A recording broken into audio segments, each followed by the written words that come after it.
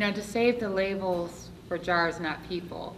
Because what do we use labels for? We use them to tell what's the ingredients of what something is. And I remember when I was a kid, my mom had formula, and she used to take the wrapping off the cans because she could send it in, get free formula and things like that. Well, she didn't mark this one, and she was making, so she prepared this like vegetable stuff with this, what we thought was cream condensed milk was actually formula. And my dad was sitting there saying, eat it up, I don't care. Everybody eat at the table. We're like, I don't think this is the normal stuff. But we ended up eating it, but we didn't realize what the ingredients was, the baby formula. And I think what happens, we're so as a society putting people in categories where everybody fits in these categories. And so one of the things to break that stigma was to show, now I have no regrets about my mental illness. If I could choose it again, I'd do it again. Because it is my bipolar that got me to where I am today, my cockiness, my belief that I could do anything, and I only get one life, so I'm going out with a bang. That is what drove me. And what I did at the P.E.E.R Center we worked at was people that had OCD. Well, if you are OCD, that's your strength. Yeah, and you are very good at cleaning, and we have a pantry closet that needs organized. So they would label, put all the labels forward and that sort of thing. They kept the inventory and that sort of thing. Everyone, we had talkers, well, put them on the phone. They're engaging people that call in and that sort of thing. Instead of looking at it as such a horrible thing, it is, because we survived it, with something we have, turn it into something positive.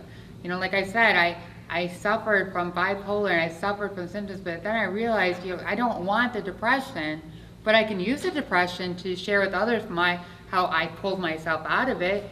And my mania, I would hope that when I'm in a big manic rush, that I would inspire people to make that change. Just like my panic and that sort of thing, that I know, what it feels to fear and that sort of thing. And so I learned to overcome and that sort of thing. So I think that a lot of this is, to save those labels for the jars, not the people, to realize that there's so much more in this here than anything that anybody can label on my forehead.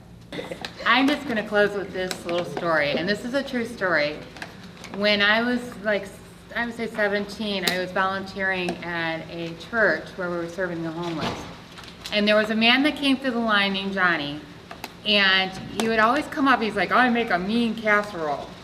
And everyone was like, oh, that's nice, Johnny. And every day he would come in through the line, and I would just serve, and he would say it to me too, I make a mean casserole. And I remember that the preacher that was with us said, Johnny, I'm going to take you up on that. I want you to make that mean casserole. And he goes, well, I can't give you the ingredients and stuff. That's a secret recipe. I cannot give it. I promised my mother. And he said, well, tell you what, you make the shopping list. We'll take you to the store. We'll teach you, you get whatever you need to do. And then, we'll work on that casserole. So he went to, came back. He wasn't sure if he was allowed to. He kind of stood by the door, and the preacher said, you know what, we're going to make that casserole, so let's go to the store. He got the food, he carried it into the back room, which he'd never seen, because you know how it is, the community's on this side, and then the people we serve is on the other. So he was standing there, he put the groceries down, he said, I'm not giving up my recipe. And then the preacher said, you don't have to, because you're going to make it. So Johnny makes it, and that sort of thing, and he gives it reluctantly to the preacher to put out on the table. And I'm standing there, and I just went over and I got this little garnish and I stuck it on there because I thought, to just it just looked perfect. And he said, he goes, well, get out there and serve it. He said that to Johnny, and Johnny's like, I can't serve that. This your side of the table. That's not mine. I can't go. He said, get out here and serve it. And don't you know, that's the first time that I saw that man in the month that I was there, held his head up. Hello, Miss So-and-so, how's those kids doing? Because he already had integrated on the other side, putting it, not slapping in the plate, make sure you get some of this, taste this here, this is really good stuff. And he went through the line and that sort of thing. And a week later, we were, because part of my thing was I was interning, so I I had to sit down with the case manager. And the case manager and the pastor and I were sitting there, and I was just kind of shadowing. And the case manager was saying, you made a casserole? And the pastor said, sure he did. And he said, and she goes, well, that's great, because I have a job for you, because McDonald's is hiring, and we can get you in there as a cook. And then he said, see these hands?